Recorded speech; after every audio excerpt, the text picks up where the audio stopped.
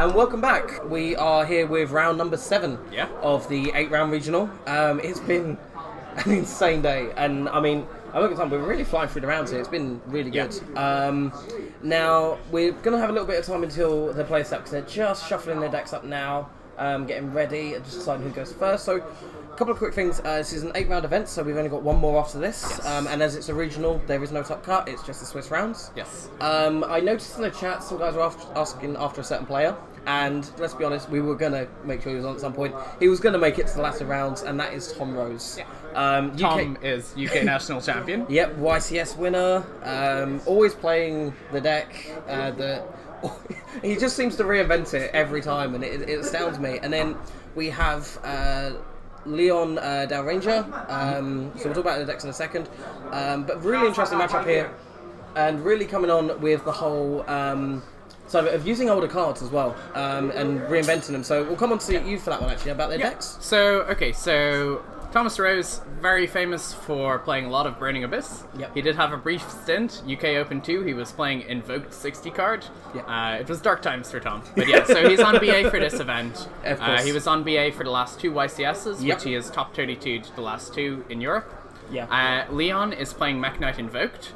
So what we're seeing here is we're seeing 2 decks which are both aiming to go second, and punish decks for not building strong boards. A really high hand trap count as well, I think. Yeah, so the Leon's list is playing hand traps. He's playing Ash Blossom, he's playing Droll and Lockbird, he's playing Infinite Impermanence. All of these cards interact well with that deck. Droll and Lockbird is there for the Danger Dark World decks. Ash Blossom is just generically strong, and Impermanence, you can use it or you can set it to summon a Mekk Knight. Tom, on the other hand, is deciding he doesn't need hand traps. So he is playing cards like Kaijus so that he just breaks boards that are built. He's saying, game 1, if you're playing Dark World, Danger, FTK, that's fine. I'll take the loss. And unless he's playing Noble Knight, in which case he may come back. Unless he rolls really good. And sometimes you roll good and you just win that matchup and they just fizzle out. But so it'll be interesting to see how game 1 works, because game 1, whoever wins the dice roll is most likely going to shotgun second. And the other person, the Burning Abyss deck has more ability to establish a kind of sizable board going second, or going first, whereas the Invoked deck, the strongest play it can do going first really is kind of establishing a Mekaba, which is okay, but a single negate is not sufficient against the Burning Abyss deck. So it'll be really interesting to see how that roll affects game 1. There's one card I want to talk about. Because we've said this every round. There's always been like a random old card from years gone by that's come back and it's just seen play again. And we have Tom Rose. This wins. I'm sorry, this is the greatest tech I've seen so far. I had someone tell it to me round 1. After we finished Luke's interview, he mentioned it in passing. I was like, yeah, sure, of course he is. And it is here on the deck list. Please tell me more about it. So Tom is playing Witch of the Black Forest, and this is something that he's been tearing for the past couple of weeks. He's been withholding deck lists from regionals, because this is something that he's been testing for the event. So the idea with Witch of the Black Forest, for people who aren't familiar, is she lets you search a monster with 1500 defense or less from your deck. Summon Skull traditionally was a really good target for that. Yeah, exactly. You can search Summon Skull, you can search Metal Armed Bug. There's a bunch of large guys that you can search. Now, Witch spent a very long time on the Forbidden Unlimited list, and then she got errated. So now the card you search, you can't use its effects the turn that you search it. So that makes Witch and Sangan much better for searching cards like hand traps, where you search it and then during your opponent's turn you can use it. Tom, on the other hand, has realized that while you can't use the effects of the cards, you can still summon the cards, which means you can search out Orbital Hydrolander or other monsters which have crazy high attack, inherently summon themselves through game mechanic, and then are just really big guys. So it'll be really interesting to see how Witch of the Black Forest plays out in this matchup. And I can just see here that I think we are ready to go over to the table now. And we've got the hands drawn, and they've been patiently waiting on us, just gushing over. I'm really looking forward to this matchup. It's a really interesting matchup. So we are over now. Cool. And so who won the dice roll here? It was Leon won the roll, so he's making Tom go first. So Tom's going first. Tom is probably the better person to go first in this matchup, just because, like I said, he's able to establish more of a board. Yeah. We see Ash Blossom resolving on Sekka's Light. It's kind of sad, but it's not massive for the deck. Yeah, we see him mulligan his hand effectively as well. Yeah. He gets to shuffle back into Kaiju, which wasn't doing anything in his hand, except looking cool. Yeah. Dogren's a cool card. But yeah, so he has 4 cards to play with. His opponent has 4 cards as well. Yep. We see, I believe, Danger Tsuchinoko. Yeah. Yep. Don't step on the snake. Yep. I'm quite sad you took joke. The snake has disappeared from the pocket. I was getting slightly warm. I know the feeling. Yeah. Okay, so Orbital Hydrolander is hit. Tsuchinoko summons and draws a card. Can we get a look at Leon's hand for a second? Yes, so Leon opening hand was the Ash Blossom, which we've seen. So he has an impermanence for interaction, then he has Purple Nightfall, Instant Fusion, and Terraforming. So he's got a fantastic hand, actually. He's got the full combo. And Tom's had to end it there. That Ash Blossom really came in, and the draw of the Sekka just wasn't as optimal as he had hoped. Yeah. So, yeah, the Invoked player is going to be able to establish a lot of damage here. Tom's hand just isn't doing enough. Yeah. So we see Alistair searching Invocation. Invocation will be able to set, and then we'll be able to special summon the Purple Nightfall if we want.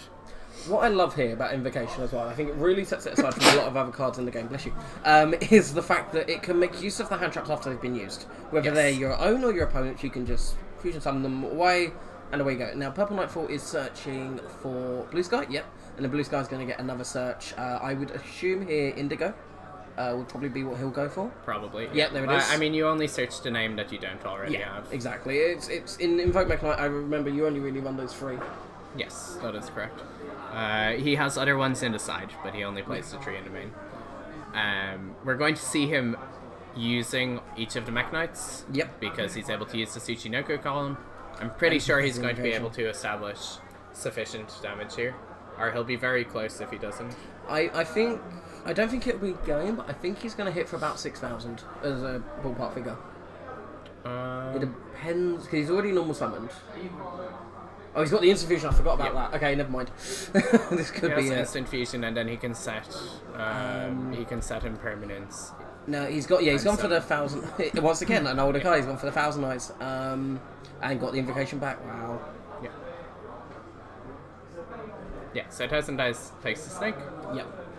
He then links away. And it's Decode Talker. So Decode is currently on 2/8. Invocation is activated. We're going to make a second Mekaba. Decode goes up to 3/3, and that is game. Yeah. And Tom's just revealing his hand just to show. He just didn't have anything there. It was just full of big guys. Yeah. The Ghost Ogre on the Sekka's Light was sufficient to really stop him playing there. Yeah. And that's a sign. Doesn't matter how experienced a player you are, you always accept that sometimes you will just get those hands. So Tom is siding in Artifact Lancia, which is quite strong against Invoked. It lets him shut down Invocation. Yeah. Or it forces the opponent to send Alistair from hand if he has one in hand.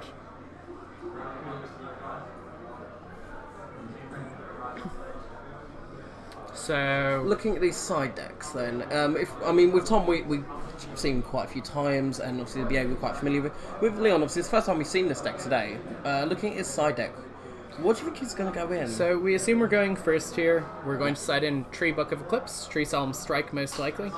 That gives us the best ability to deal with what the Burning Abyss deck is going to try and do. Yep. The Book of Eclipse means that we can lock them off their BA monsters, and then Strike is just backup in case we don't draw Eclipse. Tom, on the other hand, is most likely going to bring in Lancia, possibly Dino Wrestlers. I can see Punk Shots, if he knows he's going second, being quite viable. He's thinking about his Kaijus here. Yeah. I mean, the thing as well is one of the big cards that Leon's going to play is Macabre. If you can get that out turn 1, that's going to be a huge support, because it's a free negation, and it banishes as well, I believe, when it negates. Yes. It negates, and if you do banish. Yeah. So Tom is taking out 2 Kaijus, it seems, and Witch of the Black Forest in order to put in Lancia. He's double checking to see if there's something he'd like to take out more. Didn't get to see Witch of the Black Forest. I was looking forward to that.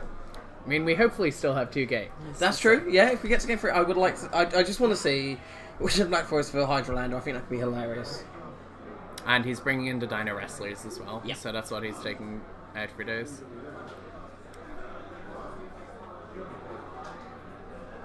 Okay, so presumably we're expecting him, especially we're seeing the Pankratops coming in, we're seeing the Artifact Lancias coming in. Yep. Tom's going to make Leon go first here. Yes.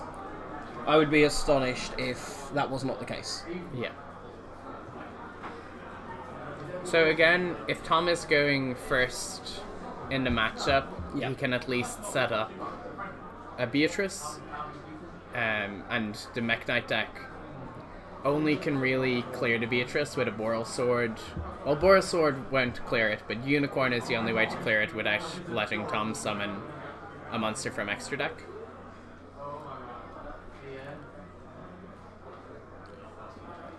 And I believe that is Tom gesturing, saying you can go first. Yep, we should get the hands Rhino, shortly. Snake, Hydrolander, BA, and Sekka's Light. That looks pretty good. Better than the last one. Yeah. The Rhino is a really nice pickup. Yeah. We're just waiting to see what Leon's hand is. Hydrolander. No, he had a Kaiju as well. I think he had Dog Rhino. No, he didn't. Okay, no, just Hydrolander. Okay. BA, Rhino. I think to make that hand perfect is a Kaiju now for the Macabre, and then he's fine. We can help. Yeah. He doesn't want for much. Leon's hand, here we go. Caught by the Grave twice. Strike, Magical Meltdown, and I think that's an Impermanence. Yeah. So he's going to get the That's Alistair, a very good going first hand. Yeah. Like, that's an insanely good going first hand. So, I don't think he can fusion summon, though. That is true. So that is it's the one good, flaw with it. But there was, like, he's going to be left with a 1,000 attack monster and not much else to do with it. Yep. Which is a... I mean, defensively he's got a lot. Called by the Grave is incredibly good against Burning Abyss, but I'm concerned. Tom is also safe here because pretty much all of the monsters in his deck are dark types. Yes. So unless he gets into a Dante, there's not really much that Leon will be able to yes, this is very true. Summon with Invocation. Well, he drew the Farfa and something else. I can't see what that. Draw two. I think it was Farfa and Hydrolander. Another Hydrolander. Okay. Yeah. So we're gonna special summon a Burning Abyss monster. Farfa in defense mode. Special summon another Burning Abyss monster. Yeah. So here's the thing: the Burning Abyss deck. The cards, you can just play them as just special summons. Yeah. And now that Dante's going to come down, I think Leon's going to strike that maybe? Or do you think he'll wait for a bigger monster? I'm not sure that Dante is the right card to strike because Tom can always just summon another one. Like, if you strike here and you assume the Burning Abyss player can't establish anything else... The thing is, though, is whatever he adds back with Dante, he can't then summon because he's already used its effect. Well, he can still normal summon the card. He's got the Rhino, though. He'd rather normal summon that, surely. Yeah. For sure, the Rhino is a good normal summon here. He's going to add back Farfa. Yeah. Called by the Grave, targeting Dante. Oh, I think that's fine for the Burning Abyss player. Yeah, I suppose if I was Leon, I might have left that there. Is that a tour guide in his hand? I think he might have No, tour he did guide. not draw tour guides. So Tom is reading Called by the Grave. So now that he has the Farfa, he'll be able to summon Dante. He won't be able to use the effect, but he'll be able to pay the cost of Beatrice's summon condition in order to summon Beatrice. And then he should be able to get Hydrolander live with his hand. The problem he has is Called by Grave once per turn? No, it isn't. Right, so this is going to be another thing, is that when Tom now goes to do anything Grave, like for example, I did draw a tour guide. Oh, here comes Impermanence. Yeah, 100%. So now, yeah. And I think at this point, Tom's turn kind of ends, surely. Danger Shinoko is going to activate. Oh, of course, the thing. So no matter what happens, Danger Shinoko is summoning. At this point, Tom is calling Kenny logins, he's in the danger zone, he's off. So Hydrolander is hit here. Tom does not care about Hydrolander. He gets his draw. And he's got the rank 3 play. Yeah, so he's able to get the rank 3 and he still has the Burning Abyss in hand to establish Beatrice. And he still has Second's Light as well to shuffle a card. Yeah. This is incredible. So a really important interaction here is that Beatrice is able to respond to... Is it negated or is it you can't activate? I believe you cannot activate the effects of the card. They're just confirming the text now. We'll get it up here as well. Because I believe it's you can't activate. But I could be wrong, someone knows the deck better than I do. Its effects are negated, so he can still pay the cost of the effect. Wow! Dante is such a strong card. This is insane. Yeah. So that's a mill tree. He has a Hydrolander in hand. Big boy coming down. Jeez, and that's just insane now. This is a lot of potential damage. Yeah, and he's milling so free again. Rhino. Sending Rhino. Wow, that is the... he's got 2 Rhino and we engrave, have Snow Engrave. And he also has Malicious. Oh my god. And there's Call by the Grave on... What is he hitting on that? He could target Hydrolander. Or is he trying to get it so it's under 10? Hydrolander is just 2 monsters. Yeah. So he's going to target Malicious. Presumably Snow might chain here just I don't think to it get needs herself onto the board.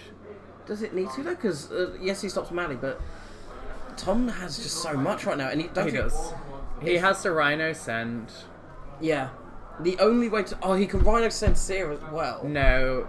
I would... Oh, no, there's no point. He already has sent Skarm, so I would say... Yeah, so we see that Snow is being summoned here. Okay. I would say the most likely thing to be sent off Rhino would be the Fabled monster, if Tom is playing it. Yeah. Sulcius. Okay, what does that do? Because that's been so you can discard 2 cards from your hand to summon it. Okay. Is it summon or add back to hand? But regardless, it lets you pitch cards from your hand. Okay. And it's not a card that he particularly wants to draw either. So it's a level 6. Oh, so this is for the Beatrice play with Malicious, isn't it? He's banishing his Sekka's Light, and he is opting not to resolve Rhino Warrior's effect. Okay. Interesting to note that Rhino Warrior's effect would not be able to activate in... So he's summoning Beatrice here, so he's North actually America. probably thinking he can just go for game like this? And yeah. Oh, because of course Leon played the Solemn Strike. Yes. Solemn Strike did it! Oh my god, what a game! And Tom just showing like why he's got the accolades he does. Yeah. Just coming back from that was incredible. And even just making sure to check cards like Called by the Grave. Yeah. Like this is the thing is when it comes to card design, you know, people like look at the cards in a certain way because the single words on these can make such a difference in whether, in this case, where Tom could have lost or won. If that card had said you cannot activate, I don't think Tom would have had that game. Yeah. No, I think that was quite a tough game to get through for Tom. Yeah, I mean, Leon on paper opened all the cards he could ask for. Like the only way to have made that better would have been had summoned a Macabre somehow. Yeah. That was true top tier level play, and it really shows the caliber you can be with the practice and the graft, and you really study everything your deck can do. Yeah. So we're going into game 3. Tom has to assume that he's going first here. Yes. Presumably Panceratops is going to come out. We know that he's not going to bring in any of the Spell and Trap lineup. That has remained the same since his last event. So at London he was playing Triple Twin, Triple Red Reboot, and 1 card Destruction. Yep. That doesn't really do anything here. You don't want to be card destructioning against a deck that loves graveyards. Yeah, the danger really kicks off then. I mean, if you managed to make the Invoked player discard all of their invocations, it's fine. But, I mean, that would be just incredible. I mean, to be honest, after some of the matches we've seen today, I wouldn't be surprised. I could see it happening, I really could. So... Tom is going to want to end on a board where he can establish a Beatrice, get a Snow Engrave to protect himself. Leon is really looking to just summon a bunch of Mekk Knights. Now, I think what's really important to remember here is these guys, we didn't mention it earlier, are 6-1 at the moment. Yes. So they are on the bubble to make the top prizes. Like we said earlier, it's a regional, so there's no top cut. Yes. But the prizes do come into it, the playmats, the points as well, because Tom is going for the World's Invite with the points race. But the thing is, I want to say about Leon here is Leon open, like I said, strike and double Call by the Grave. Now, if you're against an average Burning Wisp player, you have game. There's no doubt. They are phenomenal cards. And then just to lose like that in 1 turn, it has, and then being featured as well, that has to play on Leon's mind. Yeah, it's quite possible. Again, the hand wasn't perfect because he couldn't manage to make a Mekaba. Yeah. Or a Raijin or any sort of interaction, but it was really close to being a very solid hand. It's possible that it might have been right to set Alistair rather than summoning it, but that doesn't seem like it would really do much. Again, the Alistair was cleared off the board by the Orbital Hydrolander. We're going into game 3. Yep, and nice bit of sportsmanship there, shaking hands. I know both players for years, and they are both really nice, genuine guys. Very relaxed. Leon, I've seen him X2 drop events, I've seen him top and win events, and he's always the same face. He's always very chill, very relaxed, takes it in his stride. the nice guy. UK player base are really lovely. Yeah, there's some really nice guys there, you know, and they don't go appreciate it. And Tom's a really good champion of that, actually. That's why I think everyone's so happy to see him win national championships this year. You know, he's and there's the Ash again. I mean, you have to assume they have the Ash. Yeah. He has Delancey in hand. It's quite possible that he just passes turn here. Yeah, Tom has Scarm, and if he has another BA, he does. He has Barber. Yeah. So what does his opponent have in hand? He has double Ash, Invocation.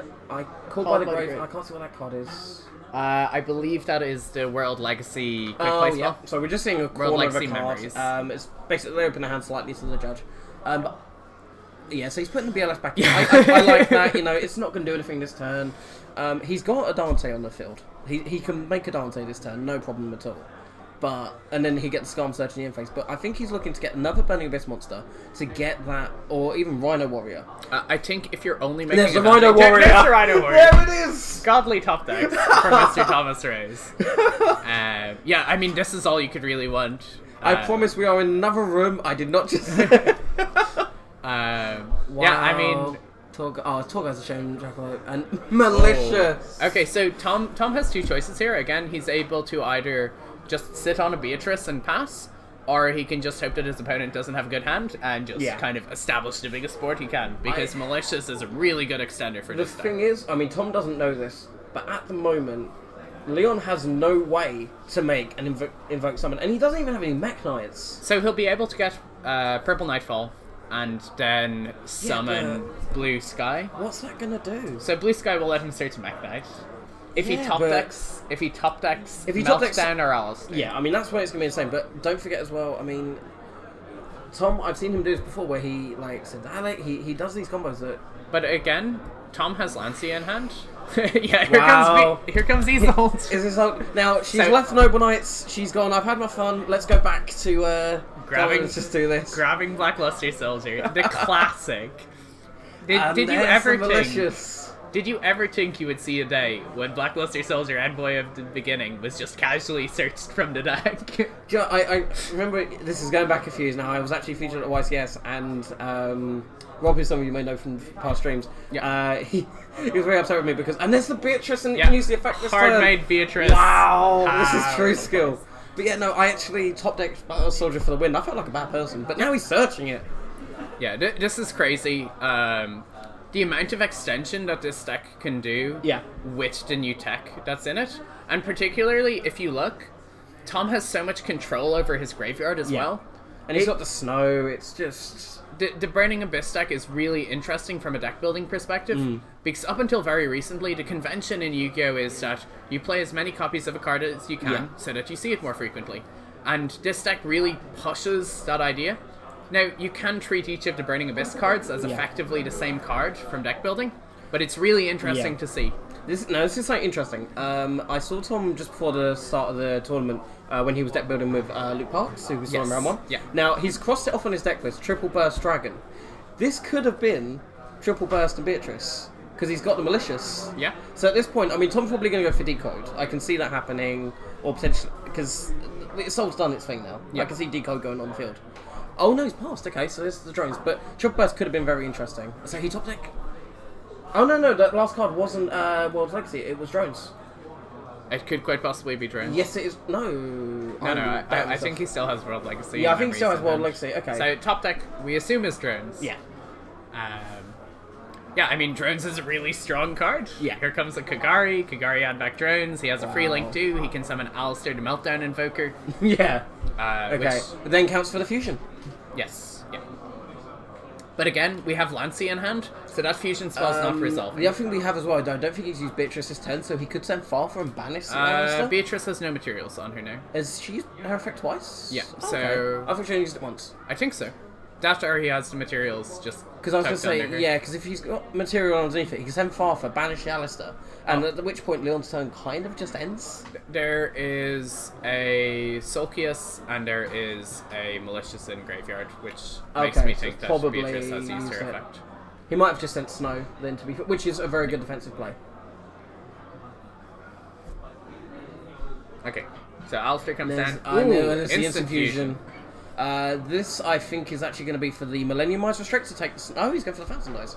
I thought he'd go for the Millennium Eyes to bait out the snow. I was going to say we'd do that. Thousand Eyes is a really cute card. We've not seen it. And it counts as a fusion triggering effect as well. Pops in and out of play. Yeah. But it's definitely one of the interesting cards in this deck. Because basically you can instant fusion it into the extra monster zone. And then when it gains control of an opponent's monster and equips it as an equip spell, you can put that in the column behind it, and then you can summon a Mekk Knight. Yeah. So it makes instant fusion a one-card summoning space for a Mekk Knight. And in fact, you can set the instant fusion, summon a Mekk Knight in the column. And there's the Call by the Grave on the snow. Lancia! Yeah, Lancia. Wow. Lancia is really strong here. And that is Tom there, just playing the resources, playing with his perfect deck building. And there's the snow. And the snow's... Wow. That is back-breaking. Yeah. I mean... He's still got the Invocation in hand, so he can still fusion summon? No, because the Invocation has to banish the cards on field. And he's under Lancia, of course. Yeah. So if he... What the Burning Abyss player here would want to see is the Invocation activated and then chain the Lancia. Yeah. Because then you make the Invocation resolve without effect. Yeah, but of course, at this point, he had to... Call by the Grave was too important. I mean, as we established earlier in the day... And he's past his turn. There's the Gallus, which we know Tom for so well. For drawing up there for 200 damage. Not as big as we've seen him do on other streams. No, it's like I've still got flashbacks to seeing that. I was working at the con next to the show, and I remember just switching on my brakes for, I'll go see what's going on, and see him mill the Kaiju. Yep. So we're going to link and summon a Cerberus. Wow. Pop the sucker. And he sends the Graph, and he can summon... Here he could summon Seer, maybe? He still has Seer in deck as far as we know. Yeah, Seer for Dante makes sense. Or there's the Seer for Dante. If he has access to another light monster, he can summon Curious here. Wow. I don't think he needs to summon Curious here, but it's more just saying he and then can he's gone for the Link 3 now. I think No, Curious is tree. Yeah, no, but it's 3 different monsters. And there's a BLS, and there's game! As only Tom knows how to do it, dropping the BLS for that added, damage. That's crazy. Absolutely amazing, and didn't see it coming. It was just, that's a pretty good field, and I won. Yeah, amazing. The amount of power that the Burning Abyss deck has, it just, it uses so many resources, and it just ends on these, insane board states. That's just incredible. That was a fantastic game. Yet again. And Leon played as well as he could. He tried to play through all of the outs. Yeah. I think we need to honor the fact that Leon didn't misplay. There was nothing he did wrong. He played his advantages the right way. He picked the right cards. But Tom just saw every play 2 steps ahead. But again, it's a case of this is not a favoured matchup for Mekk Knight Invoked. You're not playing it to beat Burning Abyss. Yeah. And so in this matchup where both decks want to go second, we can clearly see that the Burning Abyss deck is favoured because it's slightly more flexible. The Mekk Knight deck has a lot more potential to just push a lot of damage onto the board. Like Purgatrio is insanely powerful. We didn't see it here, unfortunately. No, I think that would have been a highlight moment if not in this matchup, but maybe Purgatrio on the Scapegoat. So I always want to see it just. But yeah, this was a really great game to watch. So I think we'll come back in a few minutes with an interview with Tom. Yes, absolutely. Cool. We'll see you guys shortly.